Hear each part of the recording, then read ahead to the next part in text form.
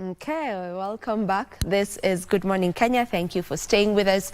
And on our next conversation right now, we will be talking about giving back to the community. And joining me for that conversation is one Gideon Mwangi Gathemba. He is the co-founder Gathemba Edwards Foundation. Welcome to the program. Thank you. How are you doing this morning? Yeah, I'm good. You're well? I'm well. All right, let us begin by first getting to understand what the foundation is all about.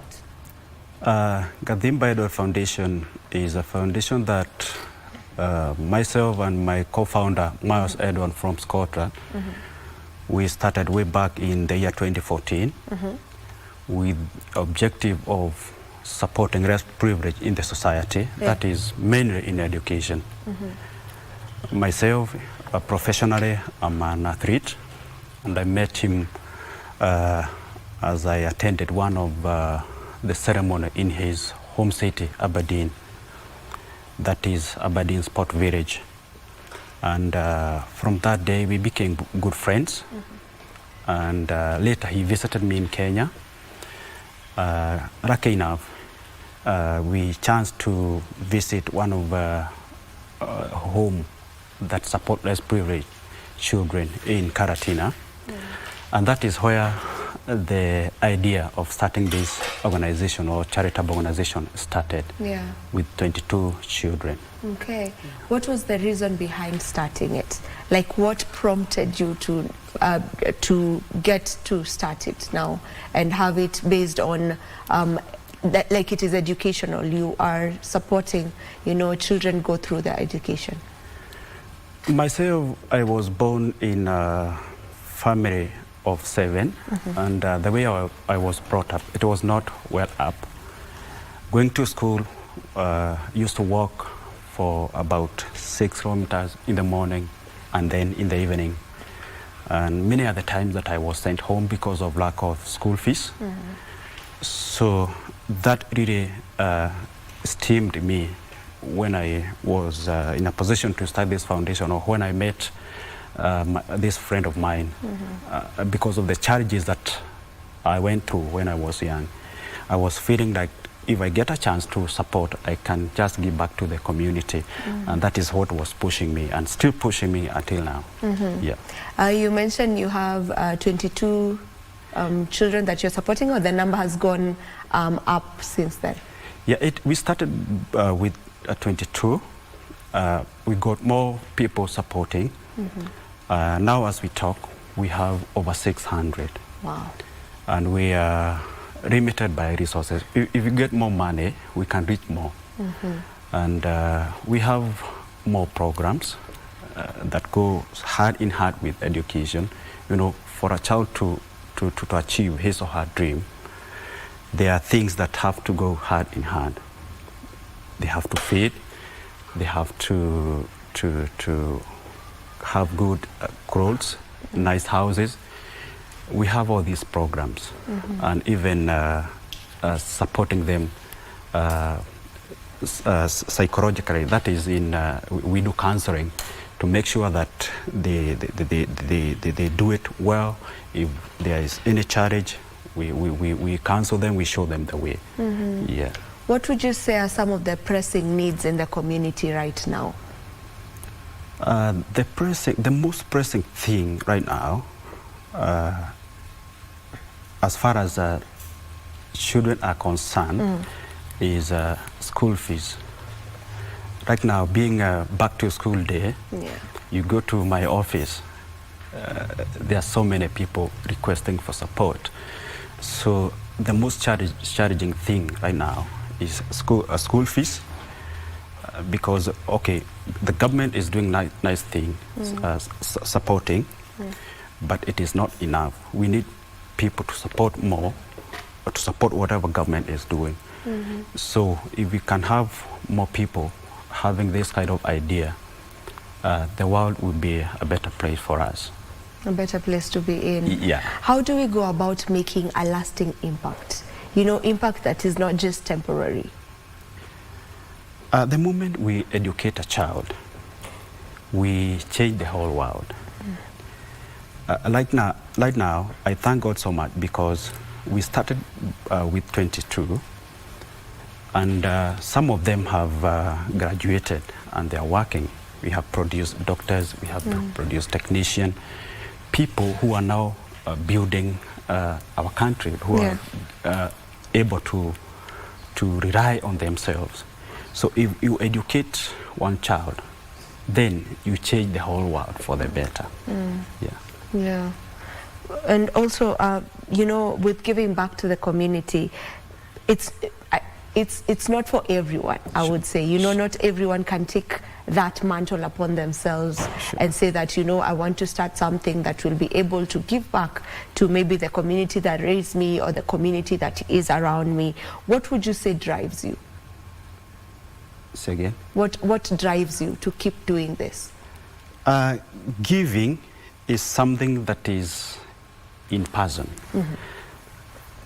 Myself, I was supported also by the community because my parents were not well up and they could not, they would not be able to support me to the level that I would wish. But I was supported by members of community. So I also have to give back, to appreciate. And the only way that I can appreciate is by holding somebody's hand. I educate, I show the way. And it is my joy to see that I hold somebody's hand from the lowest level to the highest. So it is my joy to see that I support, I show direction. I make somebody from a nobody, you know? Yeah. Yeah. And as you mentioned, you have around 600 students that you are supporting, you know, from the foundation. Maybe how do you go about picking who is to be part of this initiative? Being a founder, I'm also a church member. I attend a church in my hometown. So I meet so many people in the church. I also work hand in hand with the administrator, that is chiefs, assistant chiefs, village elders. So they bring the cases because they are the people who are in contact with people in the villages and they know the needed people. So when they bring the case to our attention, we go on ground. We do our assessment. If we are satisfied, then we start the journey. So you work with churches, you work with teachers, and administrations as well. What's the importance of having such foundations, or generally just what's the importance of giving back to the community? As I said earlier, when we educate a child, we change the entire society for the better. And because right now, if you educate a child and he or she become a doctor, they'll be saving lives in the hospitals. If they become, if one become a teacher, they will be equipping children as far as knowledge is concerned. So everyone can become a world changer by contributing or doing just something a little. And it is not necessary that you give so much. Just a little thing that can make a difference. Once we combine the effort, 10 shillings, 20 shillings, you buy a book, you buy a piece of a book, a pencil, rubber, it make a difference. Where's the best place to start? You know, for someone who maybe has been having that dream, or it's part of their goal to maybe start up something that would be helpful to the community, not just in education, but maybe in one way or the other, maybe help with sanitation and all that. Probably, how would you advise one to start? Myself, I can say that starting this foundation was godly, because it is something that I had not planned. Throughout my career, I met Miles Edward, my co-founder. We visited Karatina. So it is not something that I was planning. It is something that is godly. And I can say that if something is godly, it have it will expand. It will have no boundaries. So because I did not have plan, but it came in me, I started it, and it is expanding in a godly way. So I cannot explain how I can. I cannot advise somebody how to start, because this came in me in a godly way. Yeah. So you can't really give the steps on how to go about, maybe starting up a foundation that is giving back or something of the sort. Yeah, maybe I can only advise depending on what person want to start. I can advise, but I cannot tell you this is the way to go. Yeah. So you're saying if you have the vision and you just start? Yeah, you just start. And even the Bible says that you write your vision in big number, So if you have any vision, you are not limited by anything. You just go on, start, God will give you direction. Yeah. Okay. And what would you say are some of the challenges maybe that face such foundations or organizations that give back to the society? There are a lot of challenges. One, financial challenges. Right now in my waiting list, I have so many people who are requesting for support, but because of limited sponsors or people who support us, we are not able to reach to the number that we would wish. Yeah. If we can have more people supporting us, then we'll be in a position to reach out more. So financial challenges is one of the biggest, I can say, challenges that we have. Number two, many other times that, we are dealing with the youth, and they also have their challenges. Yeah. We need to keep monitoring them, keep showing them the way, keep advising them, and for that matter, we have that department that deals with counseling. And we have seen it work. Initially, we used to support, sometimes you can support, you give your hand, but because of the pressure of the youth, they go out of the way. And we even had some of them dropping out of the school.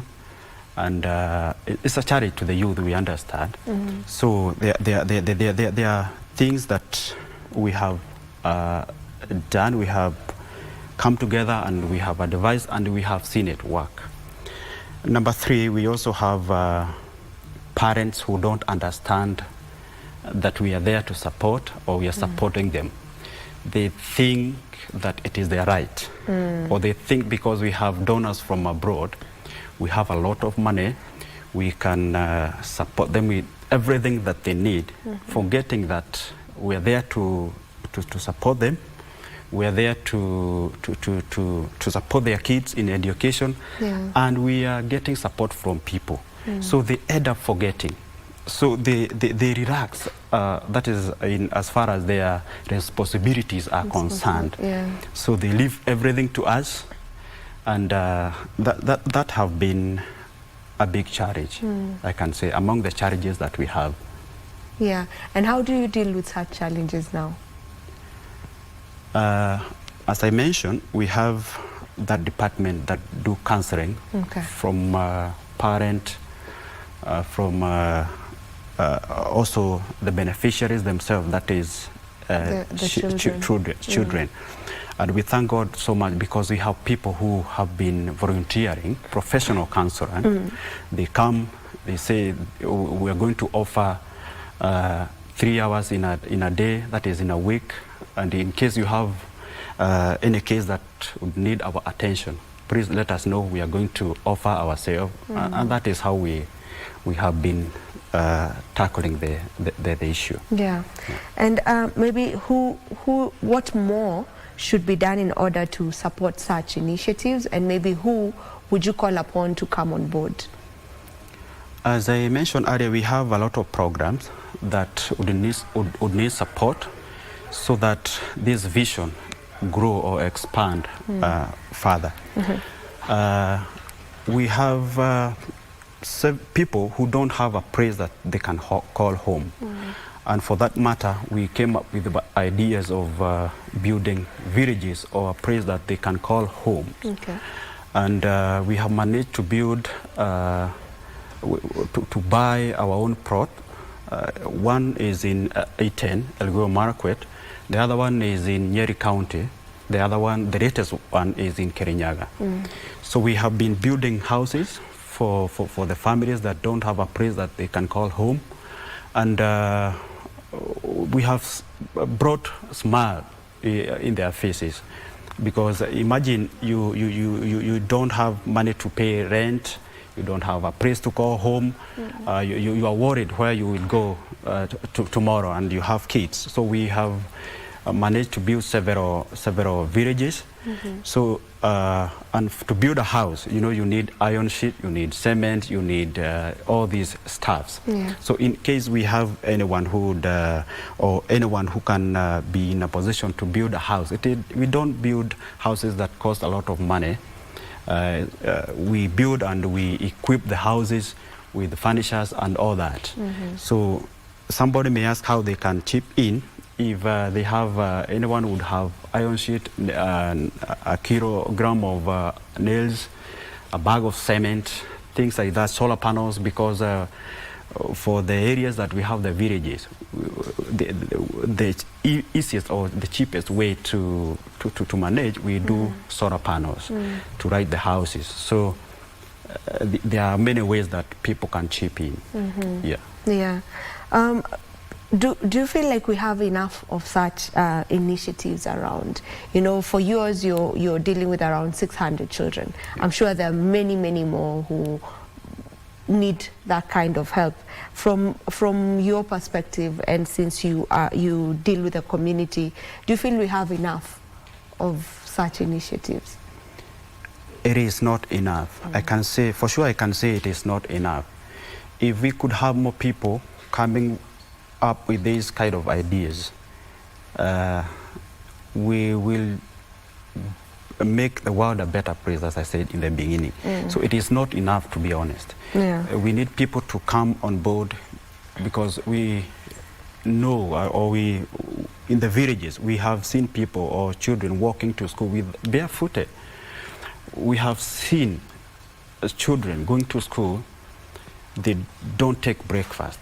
They don't take, even in the evening when they come back home, they don't know, the parents don't know where they will get food for the kids from. They go to bed without food. And it is a big challenge.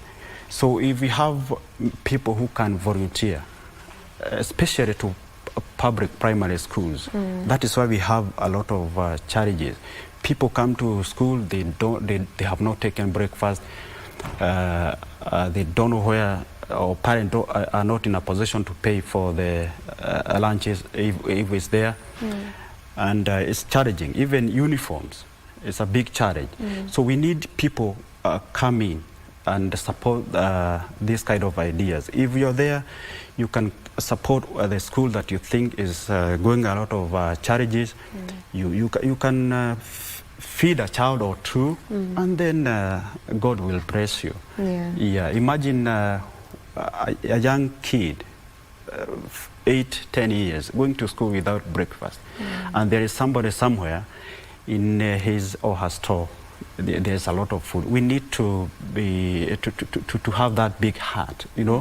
When you feed a child for a day or two, surely you will open doors for your blessings. For sure. So maybe as we come to an end of this conversation, what impact would you say it has made so far? I can say that we have, there's a lot of impact, because we have some of our beneficiaries who are working. We have a doctor, we have one of our boy who we educated is now working in Kerogoya as a doctor, and we feel so much proud of that. And you started educating this boy from around what age? From class 6. From class 6? Yeah. Okay. So I'm proud of that, to hold somebody's hand, and by the end of the day, he or she become a doctor. And we have many other achievements that we can say. So I can say that we are proud of what we are doing, and we look even forward to doing more. Yeah. Yeah. Maybe what other success stories would you love to tell us about? Because it was born, the foundation idea was born as a true athlete. Myself and my co-founder Miles Edward met. I can advise the parent to show their kid the way, especially now that we have CBC system that is in education. Myself, I was supported by my parent because of that talent, and I managed to go all the way internationally because of their support. So for the parent, if they realize that their kids have a talent, it's good they support the talent. They never know. It might be of benefit in the future. Yeah. Yeah. Hi, Mr. Gathemba, thank you so much for joining us and for talking to us about giving back to the society. Maybe your last remarks? I would call upon Kenyans to come up with this idea to make Kenya a better place, and mostly to support in education and anything that can add value in somebody's life. Yeah. Okay. Thank you so much for joining us. That was Mr. Gideon Mwangi Gathemba, who is the co-founder of Gathemba Edwards Foundation, and we were talking about giving back to the community. And one thing I've taken from him, you can, as long as you have the resources, if you are able to pick someone, a person or two, just pick a hand or two to help and support, you would make the world a better place to live in. This is where we end this particular conversation, but don't you go too far. Good Morning Kenya gets to continue in a bit.